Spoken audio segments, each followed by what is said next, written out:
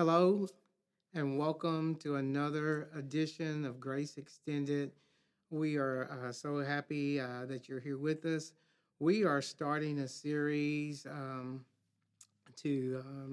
on our staff profiles so that you might be able to have an opportunity to kind of get to know a little bit about our staff members and our background. And today I have with me Kimia Keshavar Bars Kelley. And so happy our Kimia is our, of course, children's minister or minister to children, families with children. And so invited her to be here. Kimia, welcome. Thank you so much. Glad that you're here today. And uh, so for those folks who may not know you, can you just tell us a little bit about yourself, where you were born, where you grew up, and that kind of thing? Well, glad to be here with you all finally and talking about my past. So I was born in Iran, in Shiraz. It's in Middle East. Very big town, kind of like 3 million, around 3 million people. And I moved here almost 2 years ago. So this August would be 2 years. And I've been blessed since the day I came here. Yes. Good. So you grew up in Iran. What brought you here? You said you came here 2 years ago. What Yeah. what brought you here to the United States? So I'm a master's student in vocal performance in UCA. Here, I got my bachelor's in piano in Iran. So I had the passion for singing, but as it is illegal for women to sing in public, I decided to see if I can apply outside of Iran. And it was all, you might say, by chance, but I think it was God's Mm-hmm. intention that I Mm-hmm. came here because I found my professor on Facebook, kind of luckily, and she responded, she recommended here. And then I came here through a church and was a singer in a church. But then I met Barrett, the music minister here in school. And I came here, got baptized here, and then got offered the job.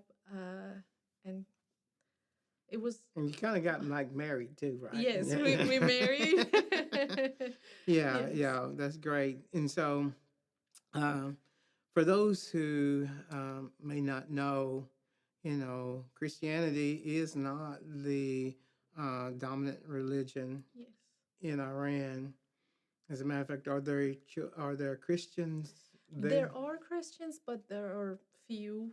I mean, compared to um, majority of people, which are either Muslim or have to say that they're Muslims. If you're born a Christian, you can be a Christian, but you can't convert to Christianity because Mm, you can get executed, of course. But so I always felt something for Jesus inside my heart, but I was too afraid to say anything because I knew what's gonna lead into. mm, Even when I converted to Christianity here, I was for a few weeks. I was very scared to mm, even tell my family because I didn't know if they would be in danger. mm, But yeah, I always felt something for Jesus. But as I was told in school for like 12 years, I only thought that he was only a prophet. mm, But even thinking of him as a prophet helped me and worked mm, for me because I always thought that if even he's just a prophet, he's very different from the others that I have heard because he never killed, or it was always about love. mm, And that was something that was very different from what I have always heard mm, in Muslim religion. And my whole idea of religious changed when I came here because I think for few months, maybe almost a year, I was still very scared of religious mm, because you know uh, Islam is very different from Christianity, or I thought I wouldn't have really freedom if I say I believe in this religious, or I Mm. didn't even think of Christianity as a relationship with Jesus. I had friends that converted to Christianity in Iran, and they have talked to me about it. Oh, Yeah, and they then moved to Germany oh, to wow. be free. And so that was one thing that made them very happy when I told them. They said that they knew that this is going to happen to me Mm. when I go somewhere and I see Christians more. And even when I told my mom, she said, I was like, Mom, I have to tell you something. You might be shocked. And when I told her, she said, I'm not shocked. You were always a Christian in heart. Yes.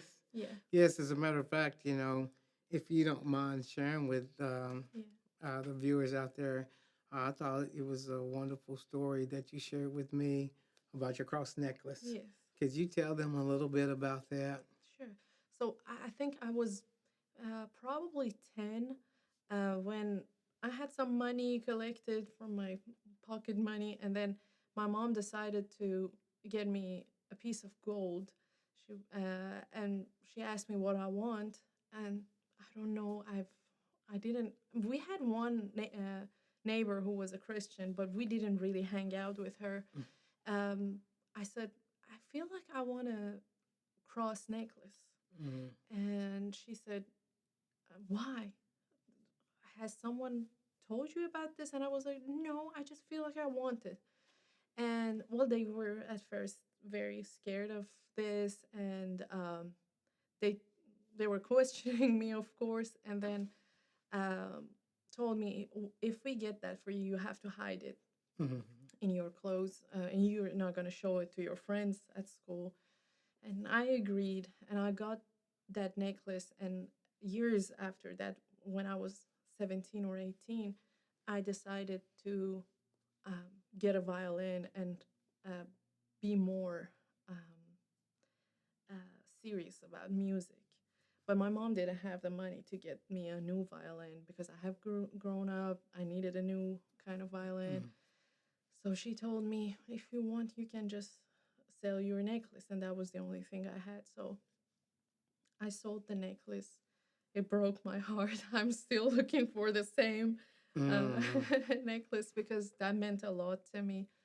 But what happened was that necklace, selling that necklace and getting the violin, got me into the university. Mm-hmm. And through that, I flew here Mm-hmm. and I became a Christian. So Yes. in my idea, that was the very start of it, and that was a Mm-hmm. sign that I got from Jesus.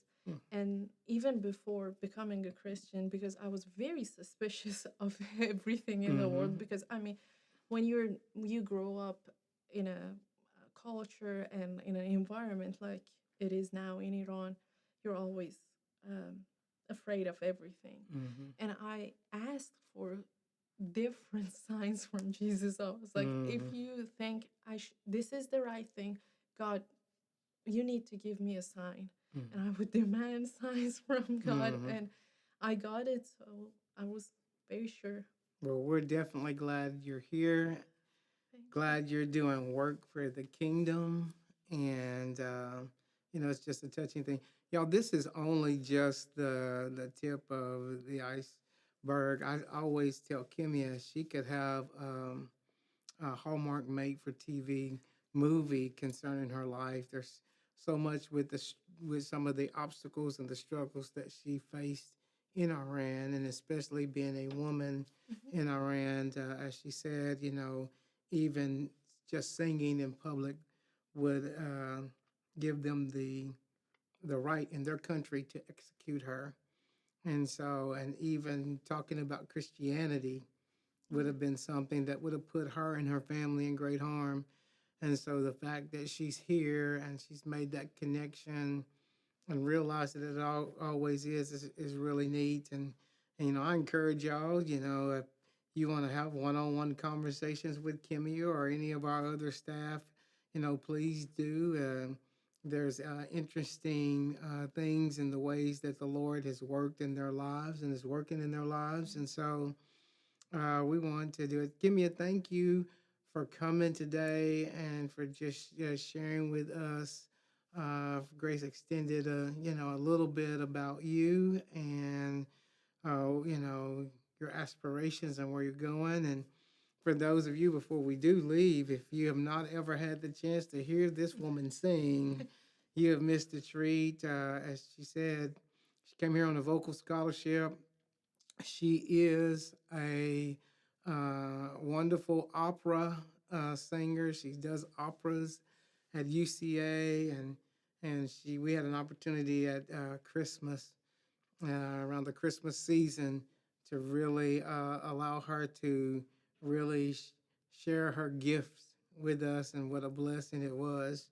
And Thank so you. we look forward to it again. And give me a thank you so much. Thank you so And much thank for y'all having me. again for tuning in. Again, if there's ever anything that we can help you with, or anything about Grace Methodist Church, or ways we can connect with you, we would love to do so.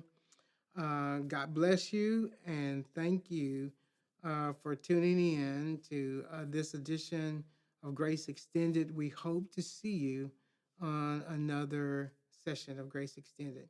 God bless you. Thank you, Kimia. Thank you so much Yeah. for having me.